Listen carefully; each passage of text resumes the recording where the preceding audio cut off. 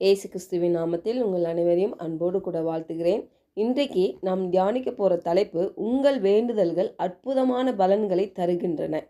வசனம் யாக்கோபு 5:16.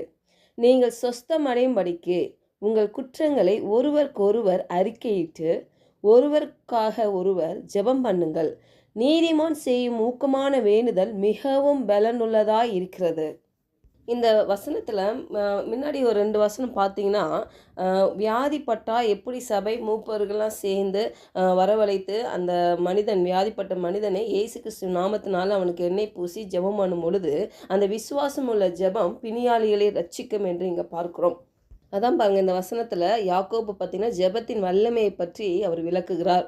இந்த இடத்துல யாக்கோபு குறிப்பாக நம்ம மனதில், அதாவது மீறுதல்கள், பாவங்கள் அதெல்லாம் இருக்கும் பொழுது அவை அவனுடைய வியாதிக்கு காரணமாக இருந்திருக்கலாம் என்று இங்கே பார்க்கிறோம். அவங்க இயேசு கிறிஸ்து சிலுவையில் அறையப்பட்ட போது பாருங்க, அவர் தமது வெளியேறப்பட்ட ரத்தத்தினால நம்ம பாவங்கள் அனைத்தையும் கழுவியது மட்டும் இல்லாமல் பாருங்க, அவர் சொந்த நீதியை நமக்கு பரிசாக கொடுக்கிறார். 2 கொரிந்தியர் 5:21. நாம் அவருக்குள் தேவனுடைய நீதியாகும்படிக்கு பாவம் அறியாத அவரை நமக்காக பாவமாக்கினார். அப்போ இந்த தெய்வ நீதியை நம்ம ஒரு நாளும் நம்மளால இழக்க முடியாது பாருங்க. இந்த தெய்வ நீதியானது பூரணமாய் பரிபூர்ணமாக அவருடைய செயல் மட்டும்தான் பாருங்க. அவருடைய கீழ்ப்படுதல்னால தான் பாருங்க அந்த தெய்வ நீதி நம்மளுக்கு ஒரு கிருபையாய் ஒரு பரிசாக நம்மளுக்கு வழங்கப்பட்டு இருக்கிறது. யோவான் 9:31 பார்த்தீங்கன்னா, பாவிகளுக்கு தேவன் செவி கொடுக்கிறது இல்லை என்று அறிந்திருக்கிறோம். ஒருவன் தேவ பக்தி உள்ளவனாய் இருந்து அவருக்கு சித்தமானதை செய்தால் அவனுக்கு செவி கொடுப்பார். ஒருவேளை நமக்குள்ளாக ஒரு பாவம் இருக்குமானால் இல்லை, அப்படி இருந்துட்டு நம்ம ஜெபிக்கும் பொழுது அது பயனற்றதாக இருக்கும் என்று பார்க்கிறோம். பாவத்தை கழுவி சுத்திகரிக்கிற தேவனை நம்ம விசுவாசிக்கும் பொழுது பாருங்க, ரட்சிப்பு உண்டாகிறது. பாவம் செய்கிறவன் அறிக்கையிட்டு அதை விட்டு விடுகிறவன் இரக்கம் பெறுவான் என்று பார்க்கிறோம் பாருங்க. அப்புறம் அந்த மனிதன் முழுமையாக தேவனை வார்த்தையை பின்பற்றுகிற ஒரு மனிதனாய் இருப்பான். அப்போ அந்த தேவ நீதி அவனுக்கு சொந்தமாக இருக்கும் பாருங்க. அப்போ பாருங்களேன், நீங்கள் கிறிஸ்துக்குள்ளே என்றென்றைக்கும் நீதிமானாக இருக்கிறதுனால நீங்கள் ஜெபிக்கும் ஒவ்வொரு முறைக்கும் தேவன் உங்கள் ஜெபங்களை கேட்கிறார். நம்ம வேதத்தில் இந்த நீதிமான்கள் அவங்க செய்த அந்த ஊக்கமான வேண்டுதல் நிமித்தம் அவங்களுக்கு என்ன பலன் கிடைத்தது என்று பார்க்கலாம். என்னாகமும் 11:2. அப்பொழுது ஜனங்கள் மோசேயை நோக்கி கூப்பிட்டார்கள். மோசே கர்த்தரை நோக்கி விண்ணப்பம் பண்ணினான். உடனே அக்கினி அவிந்து போயிற்று. பாருங்க, மோசே அவர் ஜெபம் பண்ணுறாரு, வானத்திலேருந்து அக்கினி வந்து அதை அவிந்து போயிற்று என்று பார்க்குறோம். அடுத்ததாக யாக்கோபு 5:17 பாருங்களேன். எலியா என்பவன் நம்மை போல பாடுள்ள மனுஷனாய் இருந்தோம், மழை பெய்யாதபடிக்கு கருத்தாய் ஜெபம் பண்ணினான். அப்பொழுது 3 வருஷமும் 6 மாதமும் பூமியின் மேல் மழை பெய்யவில்லை. பாருங்க, பழைய ஏற்பாட்டில் இயேசு கிறிஸ்து வரலை, ரத்தம் சிந்தப்படலை, அவங்க பாவங்கள் அவர் ரத்தத்தினால கழுவப்படலை. ஆனால் தேவனோடு அவங்க வைத்திருந்த அந்த உறவு, அந்த ஐக்கியம் தேவனுக்கு உத்தமமாக இருந்து ஜெபம் பண்ணி பெற்று கொண்டிருக்கிறாங்கன்னா, இன்றைக்கு நீங்களும் நானும் அந்த பரிபூர்ண கிருபையை பெற்று கொண்டிருக்கிறோம்.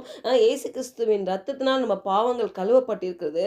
அவருடைய நீதினால் நாம் நீதிமான்களாக இருக்கிறோம். இன்றைக்கு நீங்களும் நானும் ஜெபிக்கும் பொழுது அற்புதமான பலன்களை நாம் பெற்றுக்கொள்ள வேண்டும் பாருங்க. 1 ராஜாக்கள் 18:38. அப்பொழுது கர்த்தரிடத்திலிருந்து அக்கினி இறங்கி அந்த சர்வாங்க தகன பலியையும் விறகுகளையும் கற்களையும் மண்ணையும் பட்சித்து வாய்க்காலில் இருந்த தண்ணீரையும் நக்கி போட்டது. பாருங்க, இவர் காலையிலேருந்து நைட்டு வரைக்கும் ஜெபிக்கல. அவர் ஜெபித்த அந்த ஜெபம் பாருங்க, நல்ல ஒரு நம்ம கேட்டால் கர்த்தர் கொடுப்பார் என்ற நிலையில் அவர் ஜெபிக்கிறார் பாருங்க. விசுவாசத்தில் ஜெபிக்கிறார் பாருங்க. இந்த அற்புதம் அதிசயம்லாம் வந்து எப்படின்னா, தேவனுடைய உறவில் ஐக்கியத்தில் அவர் பார்வையில் நம்ம உத்தமமாய் நம்ம நடக்கும் பொழுது கண்டிப்பாக இதெல்லாம் நிறைவேறும் பாருங்க. நம்ம அநேகர் மனுஷனுக்காக தான் நம்ம பார்க்குறோம் பாருங்க. அவங்க என்னை பற்றி என்ன நினைப்பாங்க, இவங்க என்னை பற்றி என்ன நினைப்பாங்க இல்லை, அதனால் நான் இப்படி நடந்துக்கணும், நான் இப்படி பழகணும், இப்படி பேசணும். அது இல்லை, தேவன் அதை பார்க்கல. தேவன் என்ன, அவர் எதிர்பார்க்குறாரு நம்மளை இல்லை, அவருடைய வார்த்தையை சார்ந்து இருக்கிறோமா, அவருடைய வார்த்தையை மேலே நம்ம கண்களை வைத்து அதை விசுவாசத்தோடு அதை ஏற்றுக்கொண்டு அதை நம்ம செயல்படுத்துகிறோமா, நம்ம உள்ளான இருதயத்தை அவர் ஆராய்ந்து பார்க்கிற தேவன். நிறைய பணம் இருக்கலாம், நிறைய காருங்க, பெரிய வாகனங்கள் இருக்கலாம் இல்லை, எவ்வளோ பெரிய பெரிய வீடுங்க இருக்கலாம். ஆனால் அதையெல்லாம் காட்டிலும் உங்கள் இருதயம் கர்த்தருக்குள்ள எப்படி இருக்குது இல்ல?